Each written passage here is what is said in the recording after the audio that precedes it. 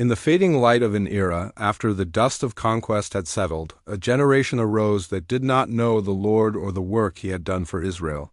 The death of Joshua left a vacuum, a void of leadership that would soon be filled with chaos, violence, and moral anarchy.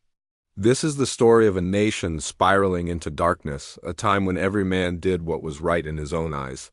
This is the story of the Bible's darkest book, the Book of Judges.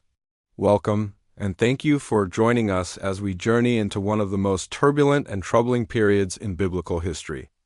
The Book of Judges covers the time between the death of Joshua and the rise of the monarchy under King Saul, roughly 350 years of brutal history. It's a stark contrast to the triumphant narrative of Joshua's conquest. The book's final, haunting verse sets the stage for the entire saga. In those days there was no king in Israel. Everyone did what was right in his own eyes. This isn't a statement of freedom. It's a diagnosis of a society on the brink of collapse. Without a central, godly authority to guide them, the tribes of Israel fractured, forgot their covenant with God, and plunged into a vicious, repeating cycle. This cycle becomes the grim rhythm of the book, a downward spiral of sin and consequence. It's laid out for us in Judges chapter 2. First, the people would abandon God and turn to worship the idols of the surrounding nations like Baal and Ashtoreth. Their sin would provoke God's anger, and he would hand them over to their enemies. This is the second stage, oppression. Plundered and crushed by foreign powers, the Israelites would cry out to the Lord in their misery. This is repentance. In his mercy, God would hear their cries and raise up a deliverer, a judge, who would save them from their oppressors. This is deliverance. For a time, there would be peace. But as soon as the judge died, the cycle would begin again, with the next generation behaving even more corruptly than the last. Sin, oppression, repentance, deliverance, and relapse. Over and over, each rotation dragging Israel deeper into the abyss. The judges themselves are a fascinating and often flawed cast of characters. They weren't kings or robed magistrates holding court. They were military and spiritual leaders raised by God for specific tasks. We begin with figures like Othniel and Ehud, relatively straightforward deliverers. Then we meet Deborah, a prophetess and the only female judge, a beacon of wisdom and courage who, alongside Barak, leads Israel to victory over the Canaanites. Her story is a high point, a moment of triumph and faith. Following her is Gideon, a man riddled with doubt, hiding in a winepress when God calls him. He famously tests God with a fleece, not once but twice, seeking assurance. Yet, with God's help, he leads a tiny army of just 300 men to a miraculous victory over the massive Midianite horde. Gideon's story is a powerful testament to the fact that God can use anyone, regardless of their fear or insecurity. But even here we see the cracks forming. After his victory, Gideon crafts an ephod from the spoils of war, an object that his family and all of Israel soon begin to worship, turning it into a snare. The deliverer himself plants the seeds for the next round of idolatry. From Gideon, the narrative takes a significantly darker turn with Jephthah. An outcast, the son of a prostitute, he's called upon to save Israel from the Ammonites. In a moment of reckless piety, he makes a rash vow to God. If he is victorious, he will sacrifice whatever comes out of his house to greet him upon his return.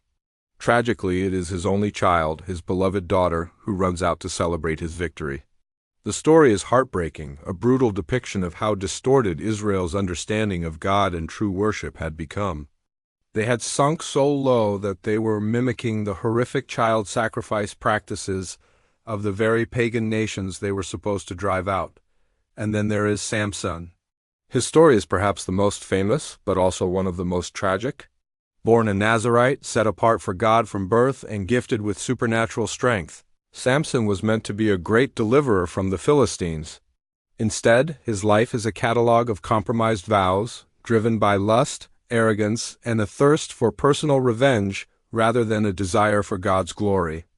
He constantly toys with his divine gift, breaking his Nazirite vows one by one.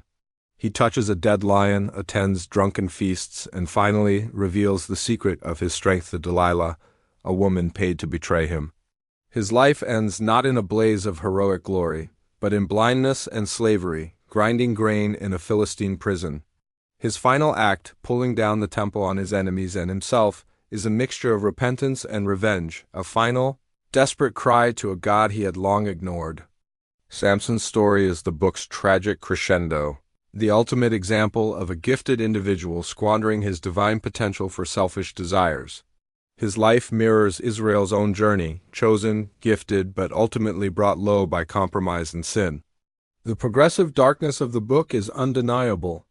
It's a story about the devastating consequences of compromise. God had given Israel a clear command: drive out the inhabitants of the land and destroy their idols. Do not intermarry with them and do not adopt their ways. But they didn't, they compromised. They left pockets of Canaanites in the land, thinking they could manage the risk. They were curious about their neighbors' gods. Soon, that curiosity turned into participation, and participation turned into full-blown worship. This spiritual adultery led to moral decay.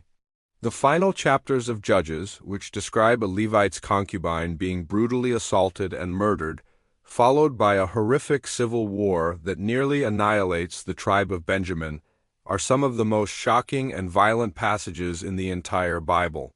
This is where a nation ends up when it abandons God as standards and decides that right is whatever feels good in the moment.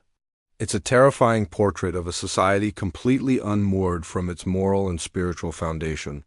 Yet, amidst this unrelenting darkness, there is a surprising and powerful thread of light, the sovereignty and mercy of God. It's easy to read Judges and see only human failure. But the real protagonist of the book is God himself.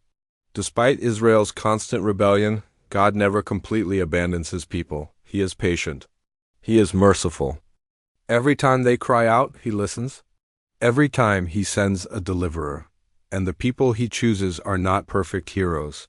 They are deeply flawed individuals. Gideon the doubter, Jephthah the outcast, Samson the womanizer. This is one of the most profound lessons of the book. God is not limited by human weakness. He can and does use broken, messy, and sinful people to accomplish his sovereign will. His grace shines brightest against the dark backdrop of human depravity. He remains faithful even when his people are faithless. So what does this ancient, brutal book have to say to us today? Its relevance is more profound than we might think. The Apostle Paul reminds us in Romans that everything that was written in the past was written to teach us, and in 1 Corinthians, he says that these Old Testament events happened to them as examples and were written down as warnings for us. The book of Judges is a mirror. We live in a society that increasingly echoes the cry, everyone did what was right in his own eyes. Moral relativism, the rejection of absolute truth, and the pursuit of personal fulfillment above all else are the philosophies of our age. The cycle of sin we see in Judges is the same cycle we can fall into in our own lives. We compromise with the world.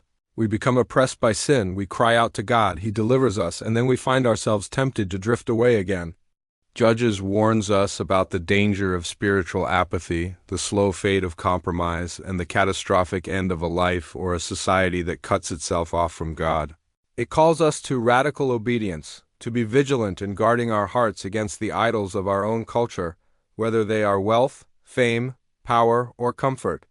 And it reminds us of the desperate need for godly leadership in our homes, our churches, and our communities. But the ultimate message of the book of Judges is not just a warning, it's a signpost. The constant failure of these human judges, these flawed saviors, reveals a deep, aching need within Israel and within all of us.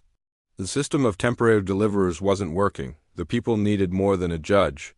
They needed a king. But not just any king. As the later books of the Bible show, even the human kings would fail. The darkness and chaos of Judges create a profound longing for a perfect leader, a righteous ruler, a true and final king who would not fail, who would not compromise, and who could save his people completely and forever. The book's final cry for a king is ultimately a cry for Jesus Christ. He is the answer to the chaos of Judges. He is the perfect judge and the righteous king who leads his people not into a cycle of sin, but into an eternity of grace. He is the ultimate deliverer who breaks the chains of sin and death once and for all. The dark, bloody pages of Judges, in their own strange way, make the light of the gospel shine even brighter. They show us just how lost we are without a king, and they point us to the only king who can truly save. Thank you for watching. If this exploration of the Bible's deeper stories resonates with you, please consider subscribing to our channel for more content like this. We appreciate your support.